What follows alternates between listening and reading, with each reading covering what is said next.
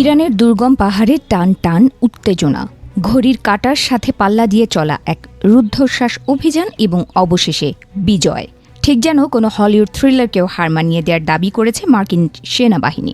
তারা দাবি করছে তেহরানের আকাশসীমায় নিখোঁজ হওয়ার দীর্ঘ 2 দিন পর শত্রু শিবিরের একেবারে নাকের ডগা থেকে উদ্ধার করা হলো মার্কিন বিমান বাহিনীর সেই কর্নেলকে।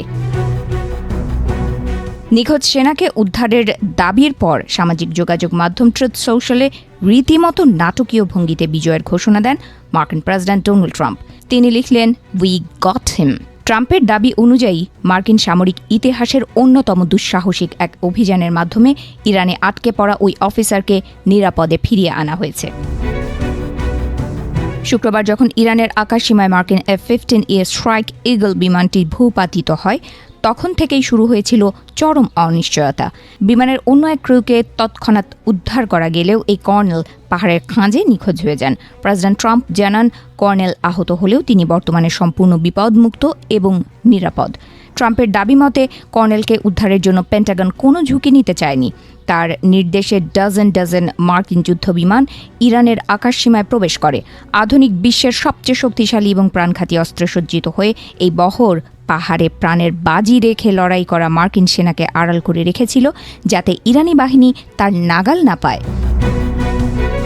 ইরানের কোহলিগুয়ে এবং বুয়ের আহমেদ প্রদেশের দুর্গম পাহাড়ে যখন ইরানি সেনাবাহিনী, স্থানীয় আদিবাসী এবং পপুলার ফোর্সেস চিরুনি তল্লাশি চালাচ্ছিল, তখন আকাশ থেকে তাদের প্রতি মুহূর্তের মুভমেন্ট পর্যবেক্ষণ করছিল মার্কিন কমান্ড সেন্টার। ইরান সরকার ওই মার্কিন সেনার মাথার দাম হিসেবে $66,000 পুরস্কারও ঘোষণা করেছিল। প্রায় 48 ঘণ্টা ধরে কর্নেল যখন ইরানের স্ট্রেচারাস মাউন্টেন্সে লুকিয়েছিলেন, তখন কয়েকশো মার্কিন স্পেশাল অপারেশন সেনাকে মোতায়েন করা হয়। তারা শত্রু শিবিরের একেবারে ভেতরে ঢুকে জীবন বাজি রেখে এ রেস্কিউ অপারেশন পরিচালনা করেন। ট্রাম্প গর্বের সাথে জানান, কমান্ডার ইন চিফ থেকে শুরু করে জয়েন্ট চিফস অফ স্টাফ সবাই 24 ঘণ্টা তাকে মনিটর করছিলেন। ট্রাম্পের দাবি অনুযায়ী শত্রু ভূখণ্ডে ঢুকে এই বিশাল অপারেশন চালানোর সময় একজন মার্কিন সেনাও নিহত বা আহত হননি। তিনি একে মার্কিন বিমান বাহিনীর আকাশপথের চরম আধিপত্য হিসেবে বর্ণনা করেছেন। ইরান এই ঘটনায় ক্ষুব্ধ প্রতিক্রিয়া ব্যক্ত করে ট্রাম্পের এই পদক্ষেপকে বোকামি বলে আখ্যা দিয়েছে। তারা বড় ধরনের সারপ্রাইজ দেওয়ার হুমকি দিয়েছে।